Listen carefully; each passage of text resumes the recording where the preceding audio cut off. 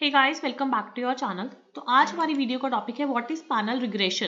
Panel regression क्या है? देखो, जो हमारी रिग्रेशन इक्वेशन है ना, वो हमें एक्सप्लेन करती है कि जो हमारा डिपेंडेंट वेरिएबल है वो जैसे जैसे चेंज होगा by using some explanatory variables, तो उसका दूसरे वेरिएबल पे क्या डिफरेंस पड़ेगा।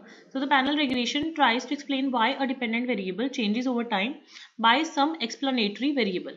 सो फॉर एग्जाम्पल, अगर हम कंसीडर कर रहे हैं किसी पर्सन की सैलरी में चेंजेस कैसे होंगे अगर उसकी एजुकेशन चेंज हो रही है, एक्सपीरियंस चेंज हो रहा है, ये सब चीज़ें चेंज हो रही हैं। तो ये हमारी रिग्रेशन इक्वेशन का फॉर्मूला है, that is Y I T is equal to alpha plus X I T into beta plus U I T.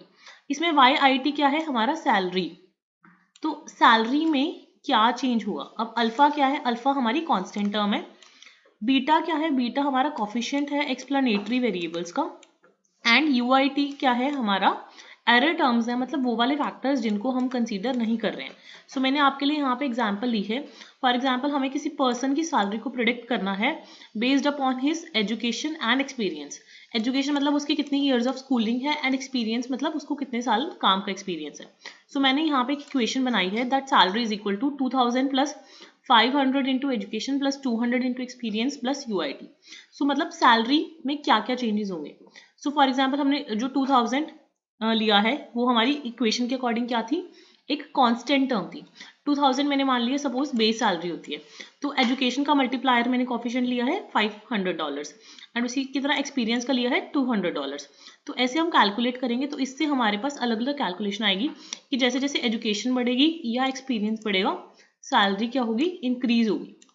And जो हमारा यू आई टी है यहाँ पे, वो unknown factors that is like talent हो गया, फैमिली बैकग्राउंड हो गया, एक्सेट्रा, वो वाले वेरिएबल्स जैसे जिनको हम स्टडी में इंक्लूड नहीं कर रहे हैं उनको रिप्रेजेंट करता है। तो ये हमारा बेसिक एक रिग्रेशन इक्वेशन होता है फॉर द पैनल डाटा। उसके बाद बात करते हैं what is one way error in the component model. So panel data में दो तरह का एरर हो सकता है। एक तो होता है इंडिविजुअल स्पेसिफिक इफेक्ट्स वाला एरर, या दूसरा होता है रैंडम एरर। जो इंडिविजुअल स्पेसिफिक इफेक्ट वाला एरर होता है, मतलब हमें पता है कि जो हर एक इंडिविजुअल है वो यूनिक है, हर एक इंडिविजुअल डिफरेंट है, एंड वो विद टाइम चेंज नहीं होंगे क्योंकि जो पर्सन की इनेट एबिलिटीज है वो चेंज नहीं होंगी, तो इस वजह से एरर आ सकता है। दूसरा क्या है? रैंडम एरर, मतलब ओवर टाइम अक्रॉस इंडिविजुअल कुछ चेंजेस होते हैं। फॉर एग्जांपल, किसी की सैलरी को इफेक्ट करते हैं, कुछ चीज़ें इफेक्ट करती हैं। सो ये हमारी जो एरर टर्म है इसको हम दो पार्ट्स में स्प्लिट करके चलते हैं। That is you I T को हम दो पार्ट्स में स्प्लिट करते हैं into the time variant error and changes over time error. तो एक होते हैं पर्सन स्पेसिफिक फैक्टर और दूसरे होते हैं रैंडम एरर्स। तो जो हमने स्टार्टिंग में रिग्रेशन इक्वेशन पढ़ी थी उसमें जो हमारी ये लास्ट वाली टर्म है, ये लास्ट वाली हमारी क्या है? एरर टर्म है। एंड एरर्स को भी हमने दो पार्ट्स में स्प्लिट किया है। एक तो हमारे हो गए इंडिविजुअल स्पेसिफिक इफेक्ट्स वाले एरर और दूसरा हो गया रैंडम एरर। तो जो रैंडम वाले एरर्स होते हैं ये विद टाइम चेंज होते हैं, एंड जो पर्सन स्पेसिफिक फैक्टर्स वाले एरर्स होते हैं ये टाइम के साथ चेंज नहीं होते हैं। तो यहाँ पे एरर कंपोनेंट्स को समझने के लिए मैंने यहाँ पे दो एग्जांपल्स लिए हैं। फॉर एग्जांपल, हमारे पास तीन वर्कर्स हैं, worker A, worker B, worker C, and उनकी जो सैलरी है वो तीन चीज़ों से इफेक्ट हो रही है। एक तो उनकी एजुकेशन से, एक उनके एक्सपीरियंस से, और एक उनके टैलेंट से। टैलेंट जो है उसको हम डायरेक्टली ऑब्जर्व नहीं कर सकते।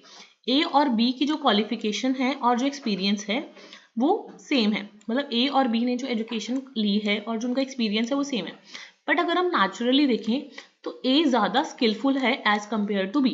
तो जो ए की सैलरी होगी वो बी से ज़्यादा होगी क्योंकि वो जो नेचुरली ए क्या है वो ज़्यादा स्किलफुल है। सो जो इंडिविजुअल स्पेसिफिक इफेक्ट है वो कहता है कि जो ए है he will earn more than B even with the same level of education and with the same level of experience.